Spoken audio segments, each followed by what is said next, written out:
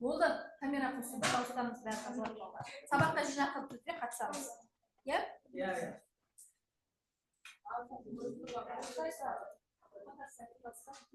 Сәлеметсіздер ме, балалар? Саламатсыздар.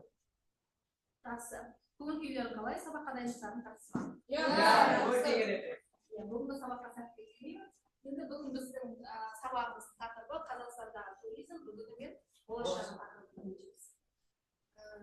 Екінші слайд қойып жүргенде Келесің, қолмен істейді. Анаумен қолмен істейді, тақтадан бола ма? Бүгінгі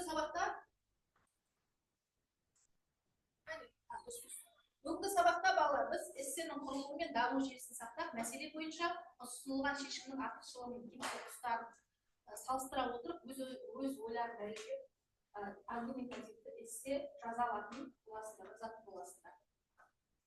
Бүгінгі сабақтың тақырыбын түсіндірдім, иә? Қазақстандағы туризм.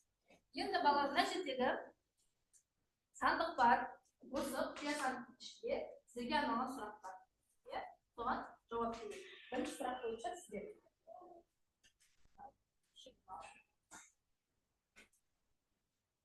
Қазақстанда қандай туристік нысандарды білеміз? Тыңдаймыз жоламаймыз. Бурабайды алсақ болады. Және де Астана Бәйтерек монументін алсақ болады. Және де Ханшақырды алсақ болады. Айша бибі кесенесін алсақ болады. Және де Бегмананы алсақ болады. Бегмана қайда орналасқан? Қай өңірде орналасқан? Бегмана орналасқан.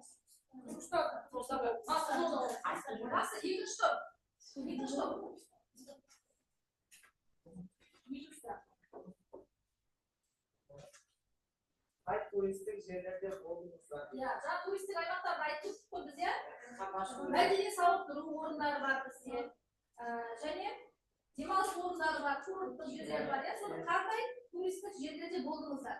Қамбаш сауықтыру орталығында, иә, біздің координатта оқуға барыңдар, лагерьде болыңдар, иә? Сосын және қай жерде болыңдар? Бурабайға бардыңыз, иә? Жақсы. Бурабайдың қандай басын бар қыдырып? Болмаса лагерь бар. Жақсы. Келесі үшінші топ. Көркем оқи ғой. Бұл ғана үш. Көзілдіріп тастаймыз. Басында көзілдіріп тастайық. Сіздерге қандай елшіліктермен ұнады? Қай жерге бардың, мысалы, сен өзің айтшы? Қай аймаққа бардың? Қамбаш көліне болуға болады. Қамбаш көлінің демалыс орнына бардың, иә? Бурабайдағы жұмақтас бар. Өте жақсы. Бурабайдағы жұмақтас. Оны қарайшы. Қандай елшіліктерге ұнады саған? Қамбаш көлі. Өзінің көлімен ұнады. Жақсы, балалар. Олай болса, бері қараймыз, тыныштық сақтаймыз, балалар. Келесі. Сіздерге мынадай бізде, балалар, Қазақстандағы туристік аймақтарға саяхат жасаймыз. Бүгінгі сабақта.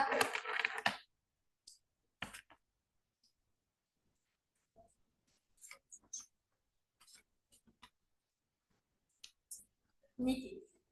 Бірінші, күннің ретін жазып. Газет ашамыз. Бүгін мамырда 16-сы. Жазамыз. Жазып қойыңдар, және тақырыпты жазып қойыңдар. Иә, қайтеміз.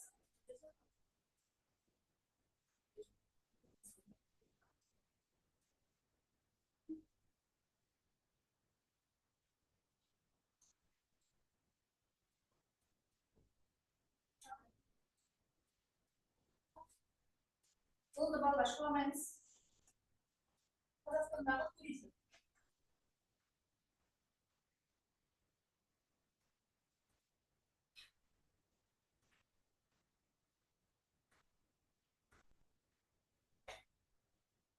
Жазып па дәптерге? Иә. Біздің саяхатымыз қалды. Бірінші, мынау біздің қарабұздың басы, иә?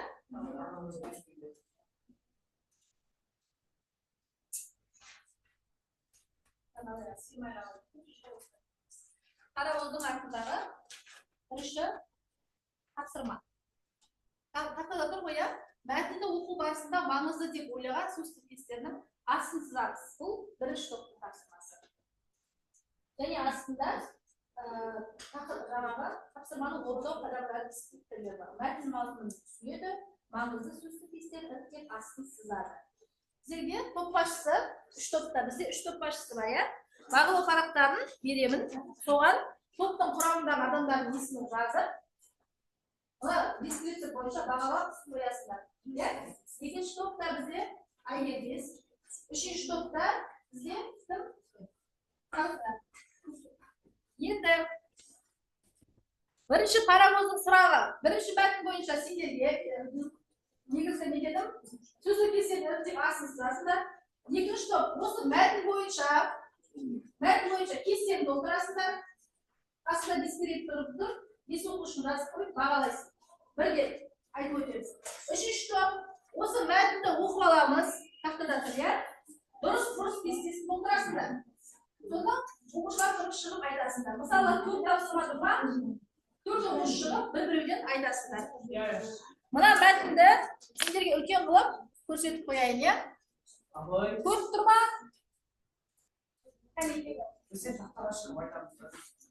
Сендер осы жерде тұрып оқисыңдар, тақтаға шықпаймыз, осы жерде тұрып аларыңыз.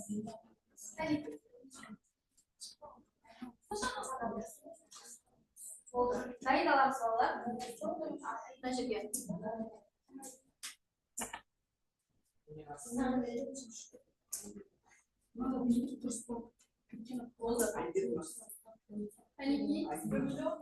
Осы бірінші парагоздың тапсырмасын орындаймыз. Үш топ. Бізде тағы да алда қызықты тапсырмалар бар.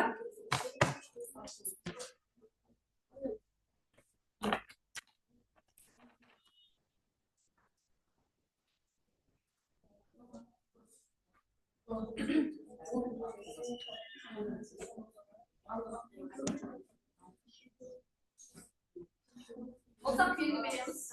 Ya, boş yapalım taraflı.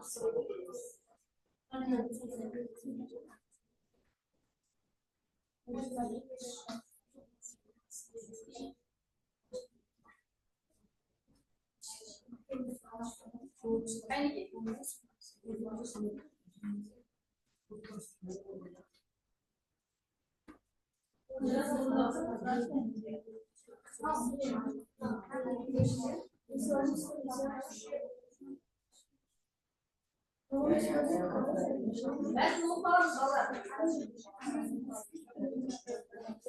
Valla ben o paramla çok başta da insanlar iskilde boyunca sayar okulu merkezinde ben boyunca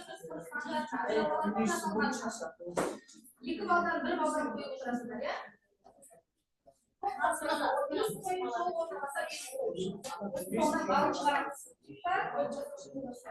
Ya bu da şaplaktayız. Bir stop oldu.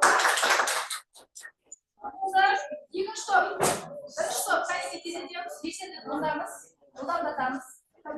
Ben doku alacağız.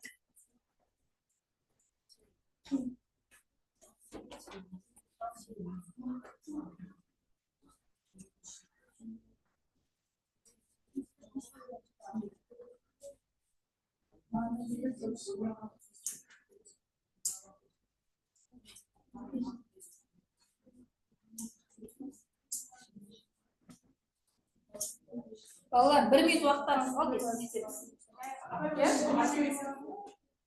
Üçüncü top şık aytabiliriz ba? Негізі басқа топтарда тыңдаған дұрыс еді. Кезінде бір минут уақыт қалды балалар. Уақытқа қарап тұрмын мен.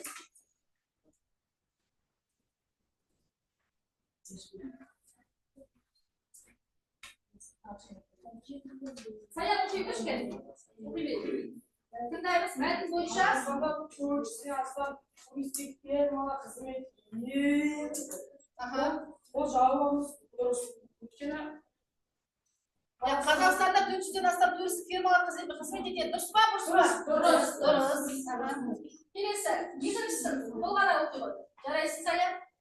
Екінші, туризм дамыған аймақтары Шығыс Қазақстан, Қарағанды, Павлодар, Аршақ, Алматы. Бұл дұрыс болды.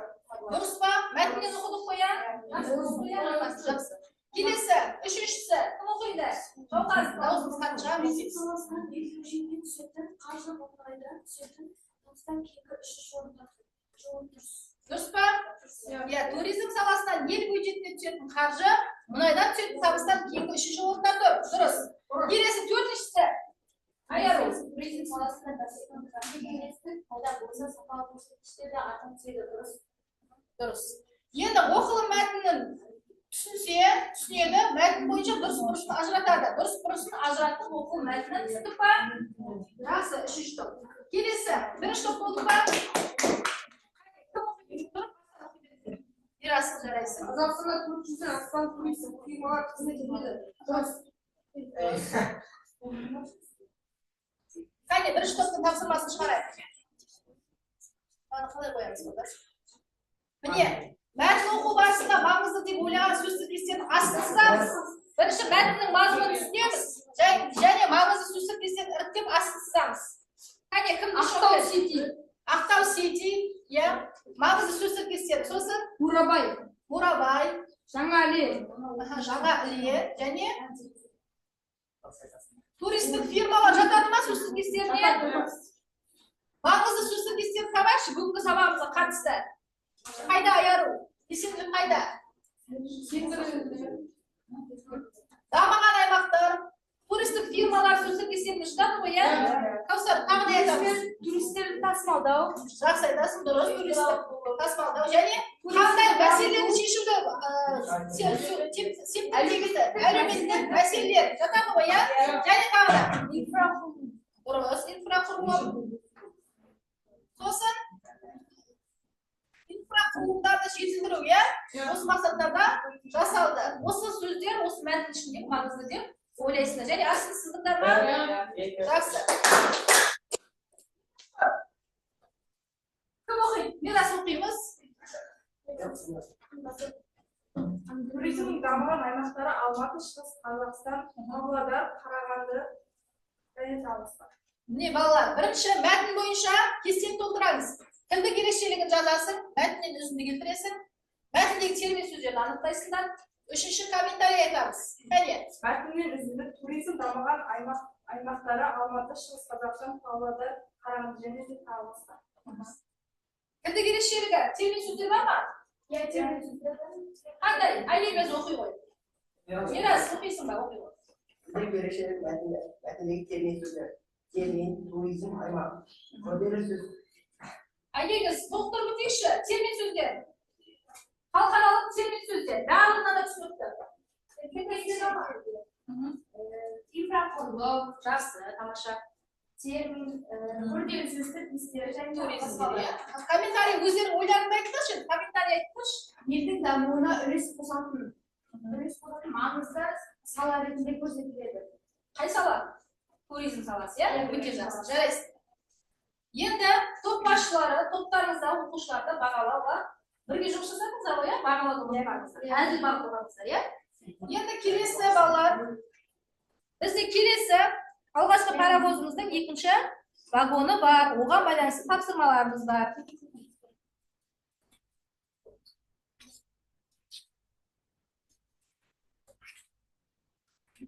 Бірінші топтың тапсырмасы. Берілген үзіндіні оқып, кестені қай түріне жататынын ажыратыңыз.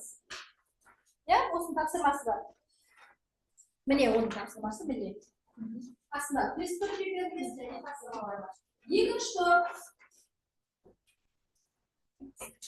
Мәтін берілген осы мәтін бойынша аудиториясы кімдерге арналған? Нашелшіліктер. Аргумент кеткенесіне пікір жазасыңдар ма? Оқулықта ол мәтін бар. Туризм мәтін, міне туризм тарихы деген бар. Соған байланысты жазамыз. Тез етейік. Және үшінші топ. Үшінші топқа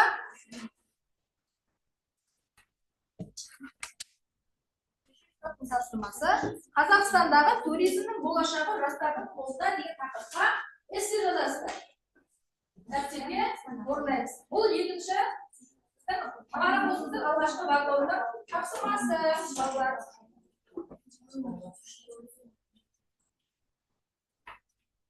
Үш тапсырма берілді мәтін аясында. Бірінші топ. Мәтін бойынша.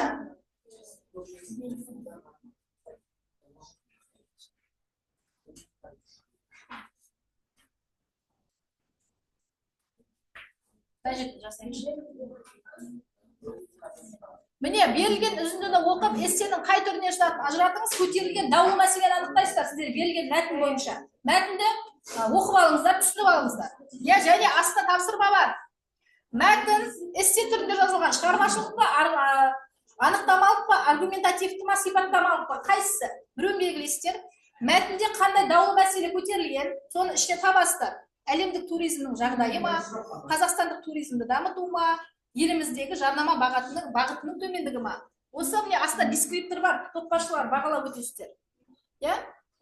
Мәтінді мұқият түсініп оқыса 1 балл, өзіндегі қай эссе түріне жататынын ажырата алса 1 балл, және көтерілген даулы мәселе анықтай алса 1 балл қоясыздар. Егер анықтай алмаса, тобыңызда отырғанда, онда балл қоймайсыздар, 0 деп кетеміз. Жартылай бағаласа 0,5 қоясыздар. Және екінші топ, қазір түсіндіріп өтейін. Берілген үзінді бойынша тапсырманы орындаймыз. Кітапта бердім, оқулық бойынша тапсырма бердім сізге. Сол мәтін бойынша бұл мәтіннің аудиториясы қай жас ерекшеліктегі адамдарға арналғанын және оған аргумент келтіресіздер. Үшінші пікір жазасыздар. Одан кейінгі топ Қазақстандағы туризм. Жарнама емес, мен сіздерге эссе берген екен. Бастап жазып қойдыңыздар ма эссені? Жазып жатсыздар ма? Мен негізі сіздерге мынаны берейінші. Қазақстандағы туризм жарнама жасаңыздар, жарнама. Жарнама жасаймыз. Қазақстандағы туризмге байланысты. Үшінші топ туризм. Мынаны жалпылама бәріңе беремін. Түсіндік па?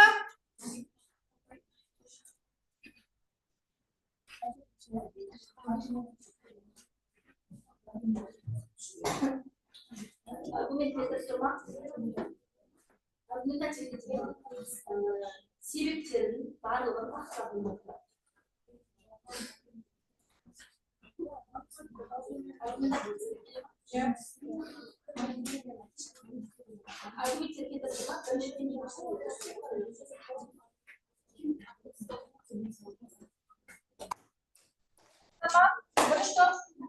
Әлі уақыттарыңыз бар, ақсықпасаңыздар болады.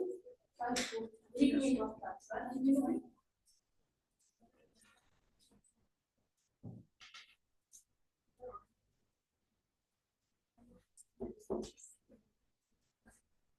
Топтағы жаңағы Мисболат, Мирас, Ербалар әсіресе екінші топ болды, бірінші топ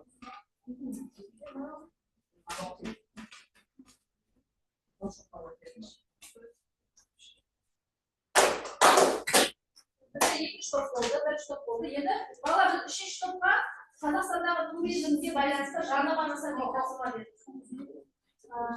Шаруашылық тапсырма болғанда олар ойланып жасайды, оған уақыт керек. Бір уақыттан тез болдыңыздар, сондықтан үшінші топ.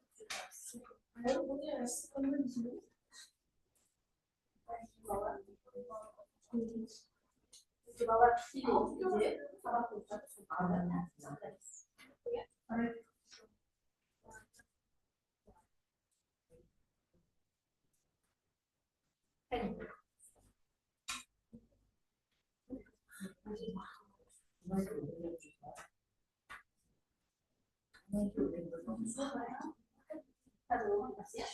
Мәтін оқып шықшы, Қырық оқып шықшы. Еліміздегі туризмнің дегеннен басқа болмақ.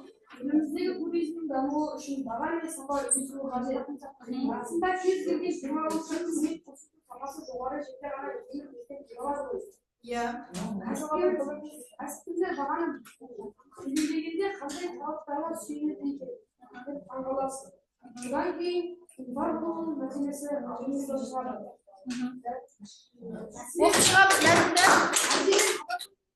Маракөл сынды үнжу маржандарымызға жеткенше демалыс Осы мәтін ғой, берекесі қашады. Себебі жолдың алыс болуы өз алдына, оған қоса оның сапасы сын көтермейді. Алай десек те, көзтартар табиғатымен елді тамсандырып жүрген жерлерімізді дамыту үшін жеке кәсіпкерлер, үкімет тараптары қолдауға мұқтаж. Айталық, мемлекет кейбір алыс аймақтардағы демалыс орындарына жаз айлары кезінде шағын ұшақтар ұйымдастырып, бұл да келушілердің санын көбейтетіні анық. Жақсы. Енді балалар, осы жердегі мәтінді оқып болдық. Енді оқышы, мәтін қандай түрде жазылған?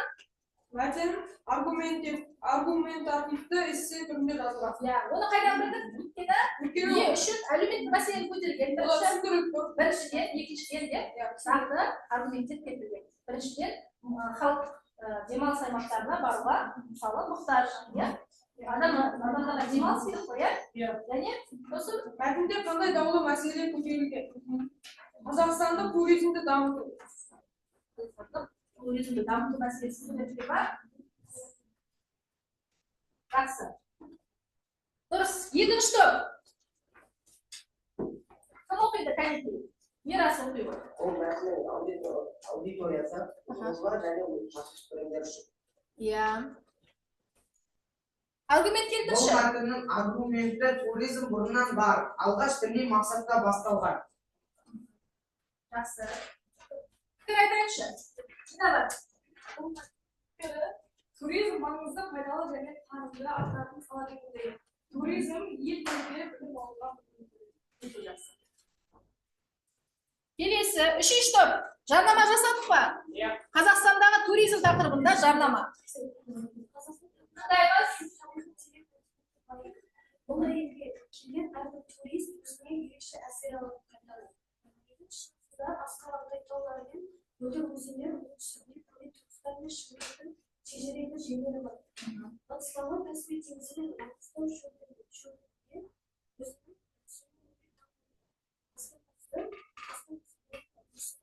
заманауи архитектурасымен реңі арқылы ерекшеленсе, ал алматы қала жағынан орналасқан мәдениет пен табиғат үйлескен қала ішінде орналасқан шымылық пен үйдің кешенді сүйікті орындары. Қазақстанға келсеңіз, ұлттық сағаттардың жақтақты киіз үйден түнеп, нағыз қазақ қонақжайлығын сезінесіз. Ол шынымен де ашылмаған жалған. Әр өңірде өзгеше бір әдет. өте жақсы. Жарнаманы өте жақсы жасаған балалар. Егер Қазақстанға келсеңіз, ұлттық тағамдарды таңдатасыз. Біздің ұлттық киіз үйімізді түнейсіз дейді. Және қазақ халқының қонақжайлығымен тартыс болады. Өте жақсы. Ал құдайы қонақ болып келесіздер. Өте жақсы. Жарайсыздар.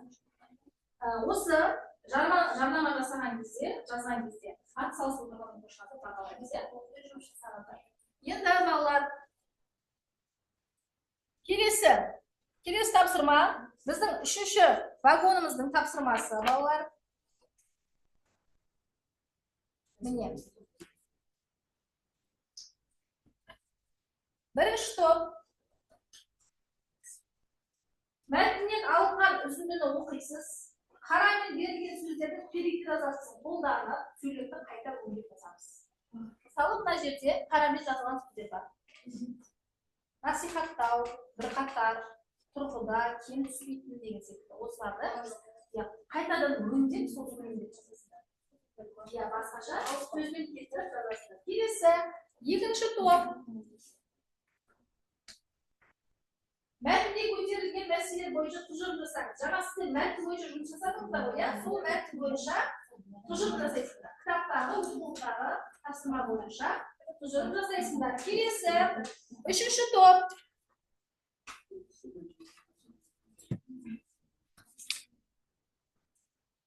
Автор орындаған Қазақстандағы туризмнің болашағы жастардың қолында деген тақырыпта эссе жазамыз сіздер. Эссе жазасыздар. Кітаптағы жаңағы туризм тарихы.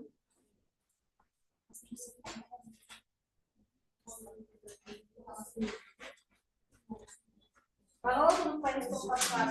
Біздің екінші вагонымызда тапсырмалары балалар.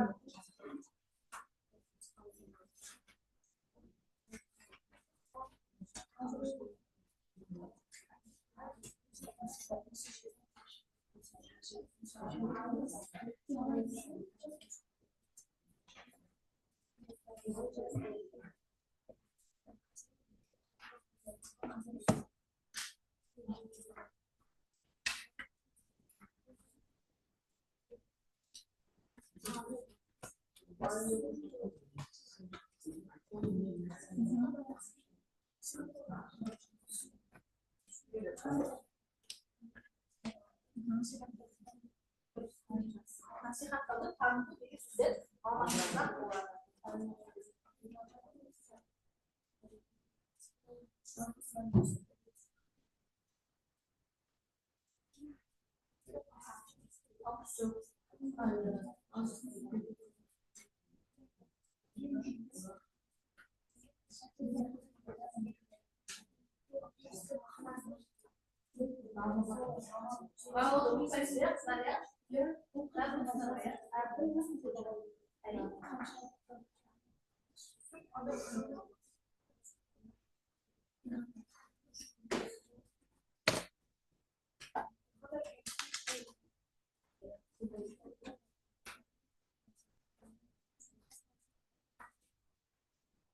Üçüncü nokta karartı mantığı. Üçüncü nokta senin oylanan bağlar kazansın.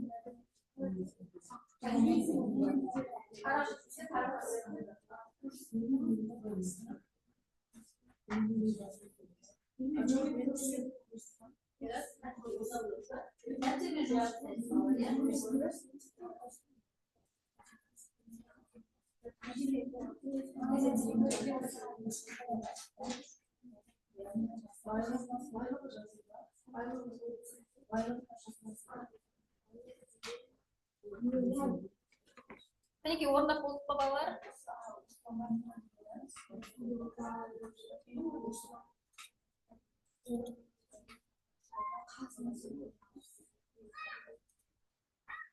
İki babalar. Metninde sinelik görüntüsü. Ekranda şart olun, cennet kullanısı.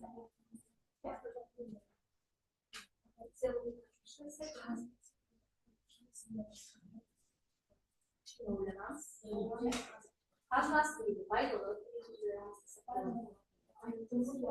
Байлығы дегенде қазынасы.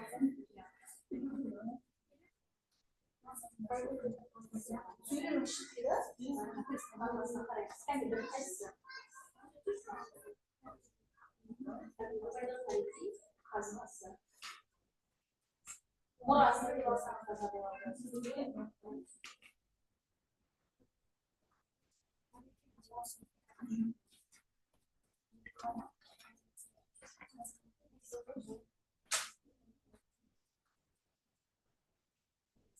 Böyle uçuşsa.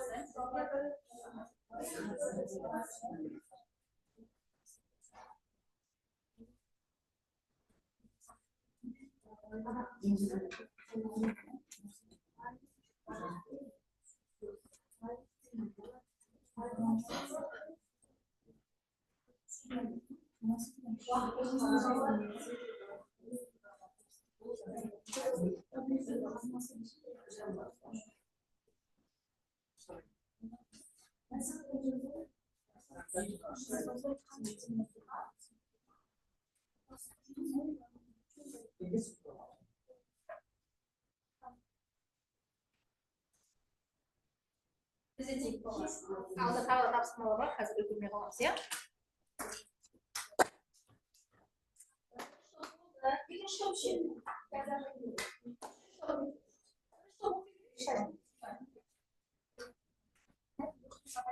Иә, бірінші қарамен жазылған сөздері бар мәтінді. Мәтіннің ішінде сөйлемді оқыда, соны мағынасын ауыстырыңдар. туризм қазіргі таңда әлемнің Мындай емес, сіз маңызды саласы болып табылады. Ол үшін табыстырылған әлемде мұнай және автомобиль экспортынан кейін үшінші орын алады. Туризм көрістірі, салт дәстүрі мен мәдениеті танытып берген бір жол. насихаттау дегенді таныту деп алғыстырған. Иә, келесі. Сондай-ақ туризм экономикасы басты табыс көзі болып табылады. Бірқатар елдерді енді қалай ауыстырдыңдар? Көптеген елдер, иә? Жақсы, сосын Қазіргі кезде тарихи мұрасы мен мәдени мұрасы жағынан ешбір елге аз түспейтін Қазақстанның туризмі қаншалықты алдыға жылжыған деген сұрақ туындайды, иә? Жақсы. Дамыған дегенде алдыға жылжыған жерді ауыстырдыңдар, иә? Тағы да бар ма бізде? Қазынасы дегенді, байлығы дегенді қалай ауыстырдыңдар? Мұрасы деп па? Өте жақсы. Отырамыз. Топ басшысы бағалауды ұмытпаймыз. Дискриптор бойынша екінші топ ол. Тақырыбын оқытыңызшы, иә? Қазақстанда туризмнің болашағы жастардың қолында. Қанекей. Қазақстандағы туризм Осындаймыз. жастардың қолында. Қазақстанда туризм Ерасыл сақтауда.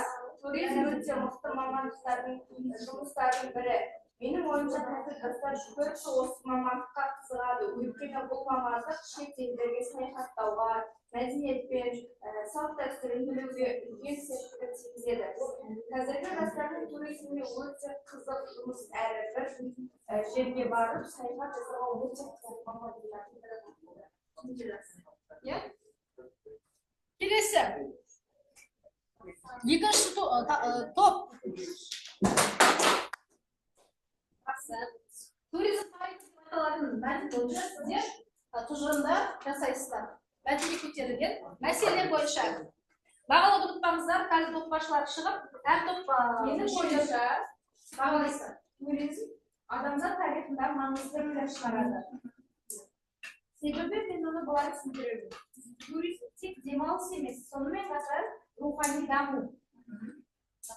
Оны мен мына факт мысалдармен дәлелдей аламын. Мысалы, Томас Кук алғашқы сапарларының арқасында халықаралық туризмдер дамыды. Жақсы. Осыған байланысты мынандай қорытындыға келдім. Туризм тек саяхат емес, ол әлем халықтарын біріктіретін үлкен күш. Өте жақсы.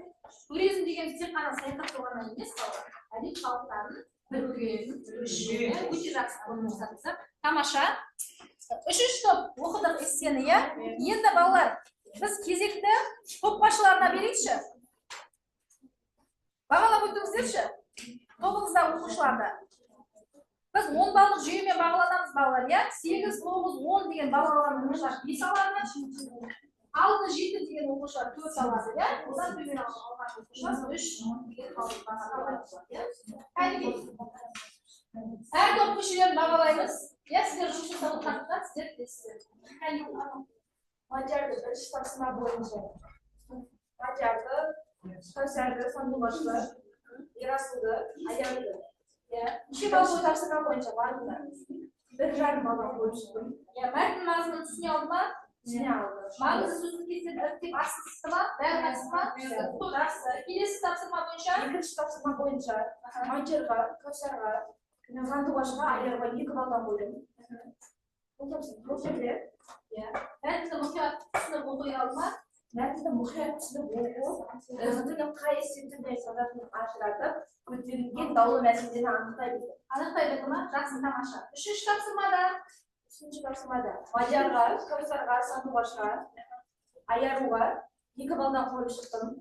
Бұл жерде мәтіндегі үзіндіні қарап жазылған перифраз сөздерді ауыстыра алды ма? ауыстыра алып, сол тапсырманы орындауға атсалысты. Жақсы. Сонда Мадияр неше балл алды? 8 баллға неше балл шықты? Жалпы 8 балл, иә? Аяру ше? Аяру 9 балл. Ерасыл ше? жеті балл жақсы. Сатуға ше 8 балл, ал қалса 8 балл жақсы. Әділ бағаларды бөлеміз екінші топта. Біз мирас, Дигнас, Набар, Сколар барлық тілдік ерекшелігі жазалды. Мәтіндегі жеке үзінділерді сипаттай алды.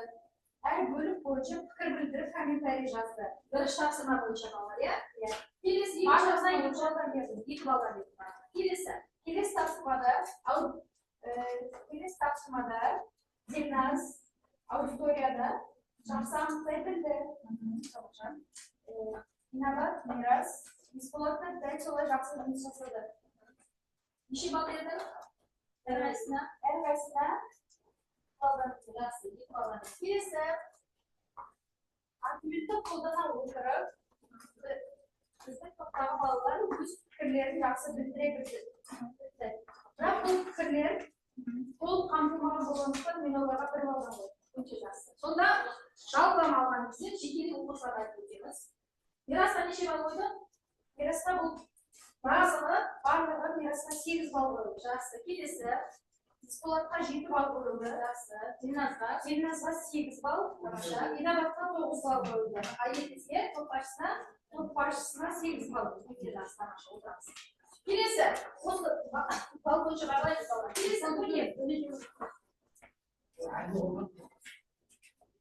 Тапсырма бойынша саянға, тұрғынға, аяруға, жауынқасынға, жүректі көрсетке барлығы 2 алды. Екінші тапсырма бойынша біз саянға, сосын аяруға 1,5 балдан бердік. Мүмкін оларды ойларын қалып жеткізе алмай қалды.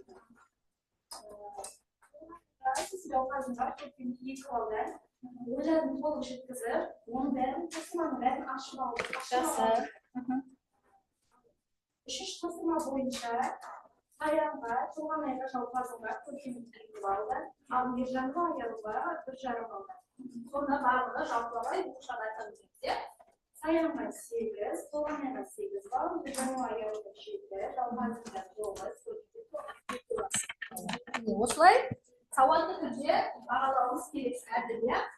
Балаларымызға келсем, сол балалар балымызға. Енді сіздердің алдарыңызда балалар білім теңізі.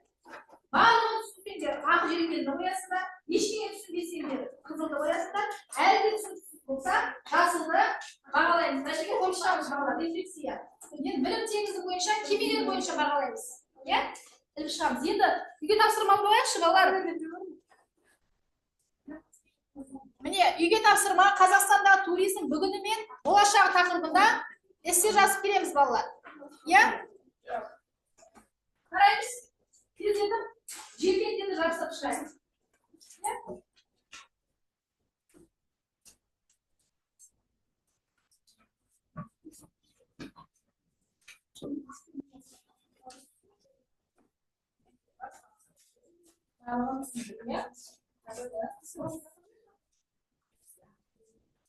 Ал біле беріңіздер.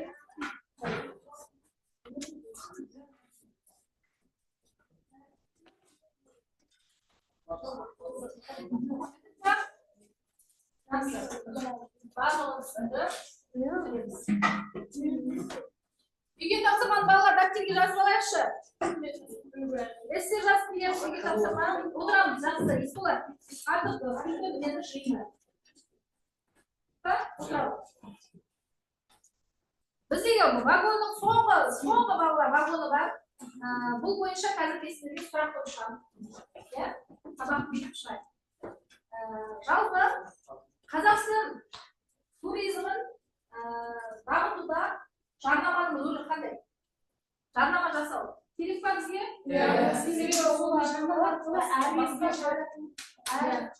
Оның болашағы жауап береміз, ойымыз келген ешқандай қысымай жауап береміз. Жарнаманы бізде жасау өте маңызды. Әр жерде, әр қалада қолжетімді интернеттер көбеюі өте ыңғайлы. Жақсы. Бала біз туризмді айттық қой, тек қана саяхаттау емес, ұлттарды біріктіретін күштер. Сондықтан жарнамалау қажет. Жарнаманы біз қалай жасаймыз, айтыңызшы? Қалай жасаймыз жарнаманы? Осылай жерлерде қызықтыруға қалай қызықтырамыз, айтыңызшы жарнаманы? Көрнекті жерлерін атап өтеді. Ол енді қандай Қандай әлеуметтік желілер арқылы айтыңызшы? Қандай сауықтыру жерлері Халыққа білу үшін Инстаграм әлеуметтік желісі арқылы, ютубқа видео жүктеу арқылы, тиктокқа қысқа видеолар салу арқылы, суреттер жүктеу арқылы біз мына әлемге жаңағы жарнама жасай аламыз. Мысалы біздің облыс өңірінде қандай, Қызылорда өңірінде қандай туристік аймақтар бар? Қордата мемориалдық кешені бар. Бар жоғыңызде ма?